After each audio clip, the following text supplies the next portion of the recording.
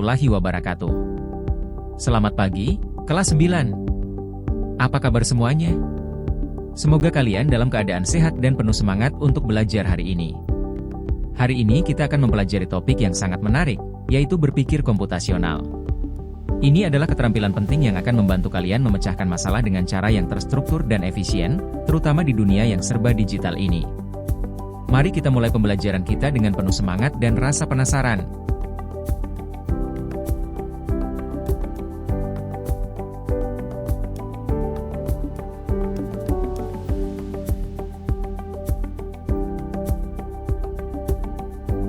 Tujuan pembelajaran.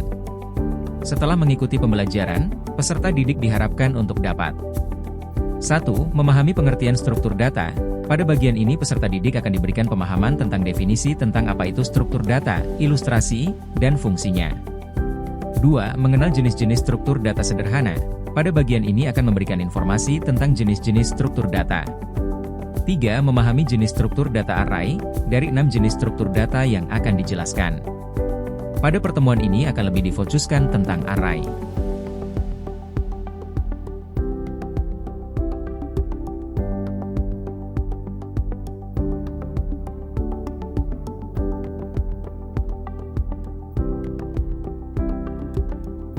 Pertanyaan pemantik.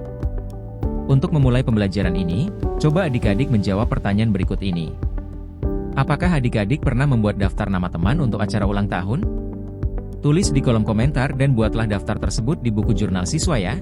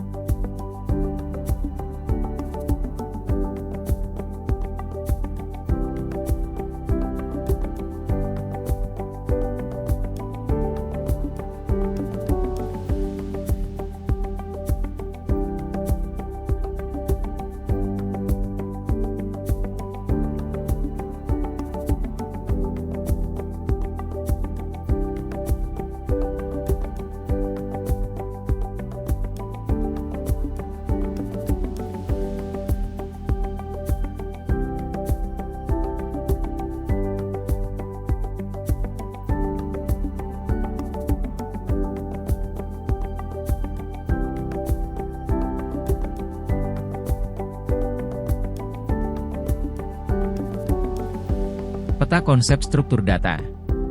Hari ini, kita akan membahas tentang struktur data, yang merupakan salah satu konsep penting dalam dunia informatika. Struktur data adalah cara kita menyusun dan menyimpan data dalam komputer agar bisa diproses dan diakses dengan efisien. Dengan memilih struktur data yang tepat, kita dapat meningkatkan kinerja dan efektivitas dalam menyelesaikan berbagai masalah. 1. Pengertian struktur data. 2. Jenis-jenis struktur data sederhana array. 3. Struktur data untuk menyelesaikan masalah nyata.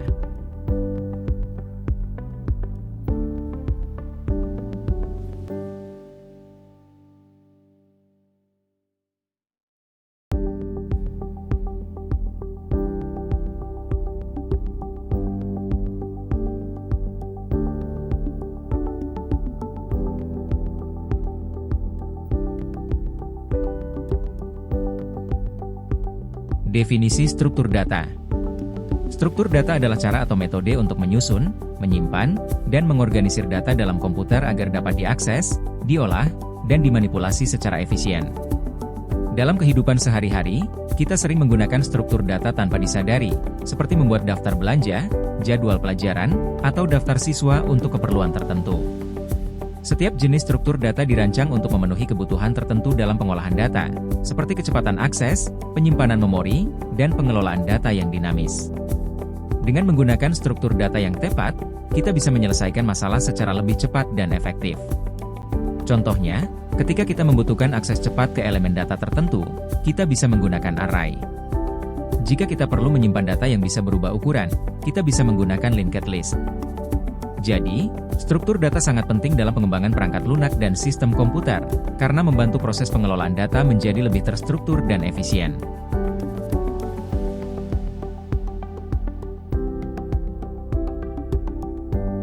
Bayangkan sebuah lemari yang digunakan untuk menyimpan berbagai kaos. Di dalam lemari ini, terdapat beberapa laci yang masing-masing berfungsi untuk menyimpan jenis kaos yang berbeda, seperti kaos olahraga, kaos formal, dan kaos santai. Setiap kaos disusun secara rapi agar mudah diakses saat dibutuhkan. Inilah sebuah ilustrasi yang menggambarkan konsep dasar struktur data. Lemari dalam ilustrasi ini bisa diibaratkan sebagai sebuah struktur data, tempat di mana kita menyimpan berbagai macam informasi atau data. Struktur data ini memiliki fungsi untuk mengorganisasi dan menyimpan data dengan cara yang terstruktur. Laci-laci di dalam lemari menggambarkan bagaimana kita mengelompokkan data berdasarkan jenisnya. Misalnya, kaos olahraga ada dalam satu laci, kaos formal di laci lainnya. Dalam dunia komputer, ini mirip dengan cara kita mengelompokkan data dalam array atau linked list, di mana data disimpan berdasarkan kategori atau jenis tertentu. Kaos yang disimpan di dalam laci adalah elemen data yang ingin kita kelola. Setiap kaos memiliki informasi yang berbeda, seperti ukuran, warna, atau jenis bahan, dan kita bisa mengaksesnya ketika diperlukan. Kaos yang rapi tersusun di dalam lemari menunjukkan pentingnya organisasi data. Jika data disusun dengan baik dan terstruktur, kita akan lebih mudah mengaksesnya sesuai kebutuhan. Ini adalah prinsip dasar dalam memilih struktur data yang tepat untuk pengelolaan informasi. Ilustrasi ini mengajarkan kita bahwa seperti halnya menyusun kaos di dalam lemari, struktur data dalam dunia komputer berfungsi untuk menyimpan, mengorganisasi, dan memudahkan kita dalam mengakses data sesuai dengan kebutuhannya. Dengan memilih struktur data yang tepat, kita dapat mengelola data secara lebih efisien, mirip dengan menyusun kaos dalam lemari agar mudah ditemukan saat dibutuhkan. Struktur data memiliki beberapa fungsi penting yang sangat membantu dalam mengelola data di dalam program komputer. Berikut adalah beberapa fungsi utama dari struktur data. Penyimpanan data lebih rapi. Salah satu fungsi utama struktur data adalah untuk menyimpan data dengan cara yang terstruktur dan rapi. Dengan menggunakan struktur data yang sesuai, data tidak akan tersimpan secara sembarangan, melainkan dalam format yang jelas dan terorganisir. Misalnya, dalam array, data disusun dalam urutan tertentu, sehingga kita bisa dengan mudah mengetahui di mana setiap elemen data berada. Dengan penyimpanan yang rapi, pengelolaan data menjadi lebih mudah dan tidak membingungkan.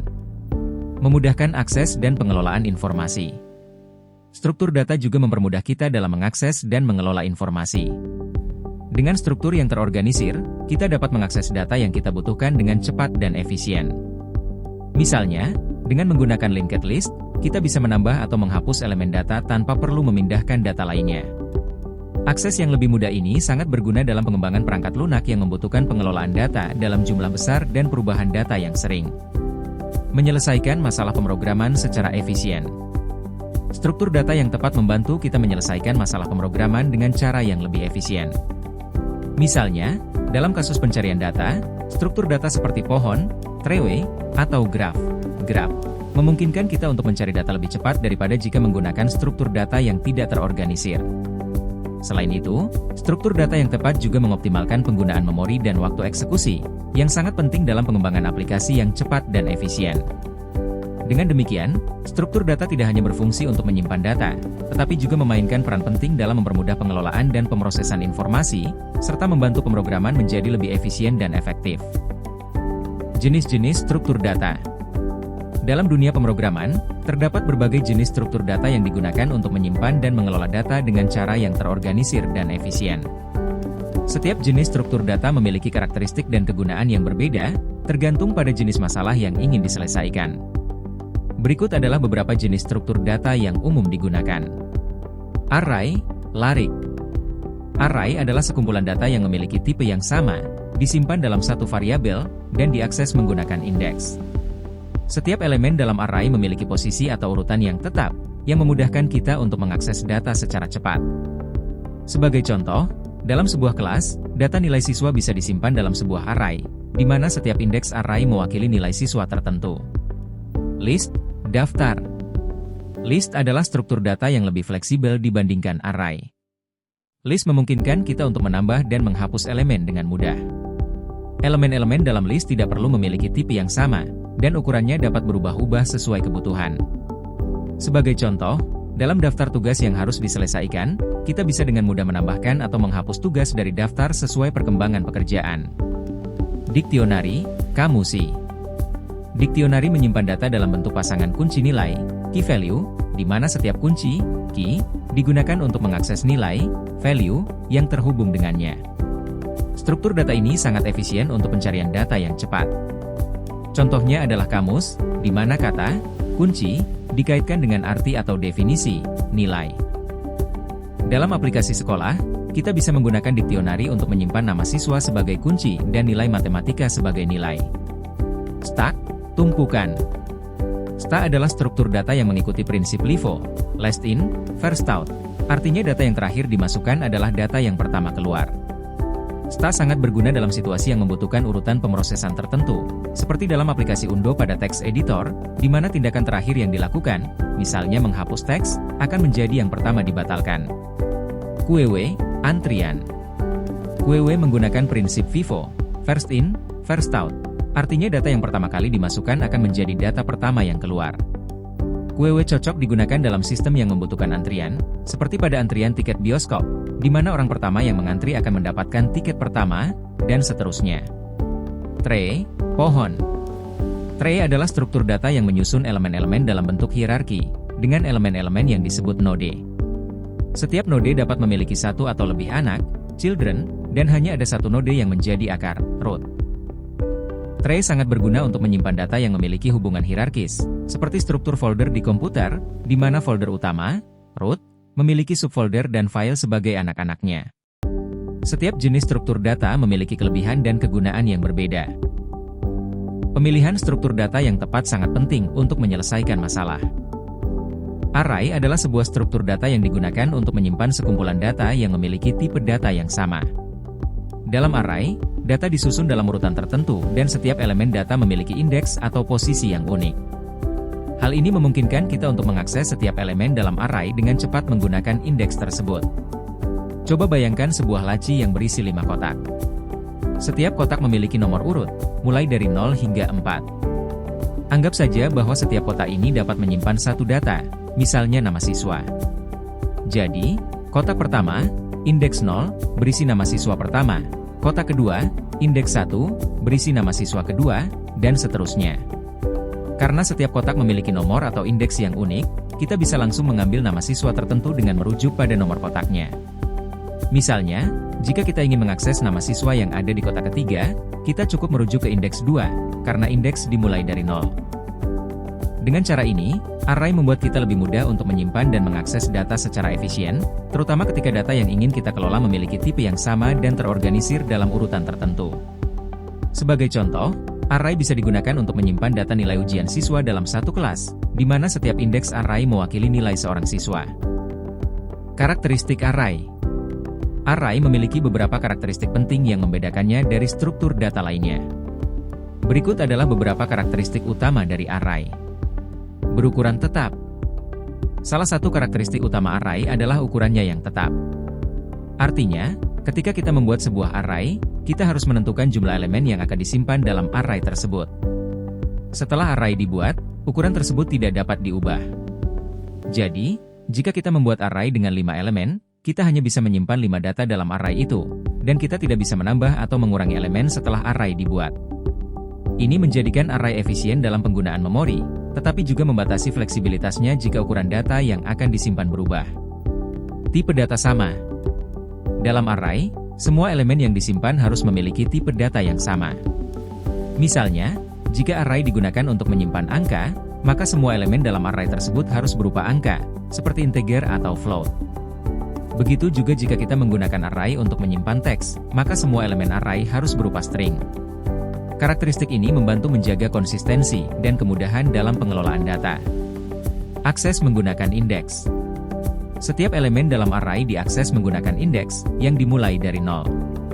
Indeks ini berfungsi sebagai posisi elemen dalam array.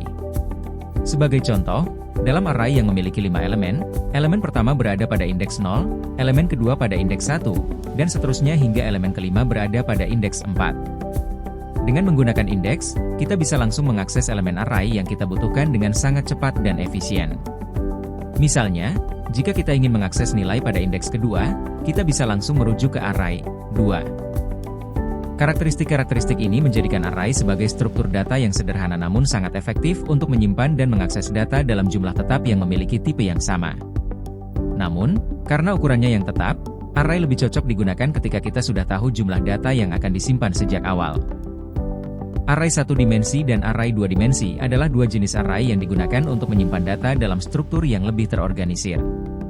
Keduanya memiliki cara yang berbeda dalam menyusun elemen-elemen data, tergantung pada jumlah dimensi yang digunakan. Array satu dimensi. Array satu dimensi adalah array yang hanya memiliki satu baris atau satu kolom.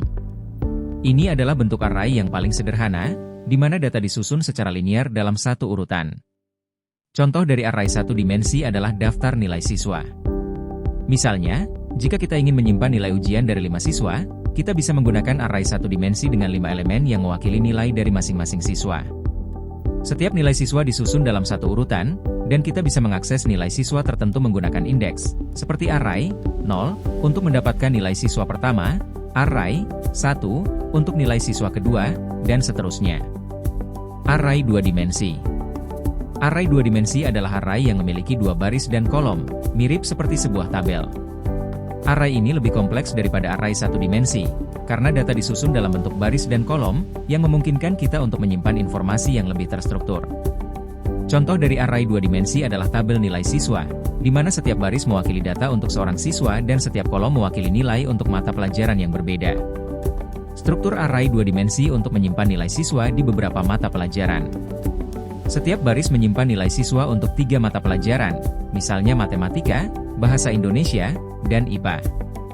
Dengan array dua dimensi, kita bisa mengakses nilai siswa tertentu dalam mata pelajaran tertentu menggunakan dua indeks, seperti array 0, 1, untuk mendapatkan nilai siswa pertama di mata pelajaran kedua, misalnya bahasa Indonesia.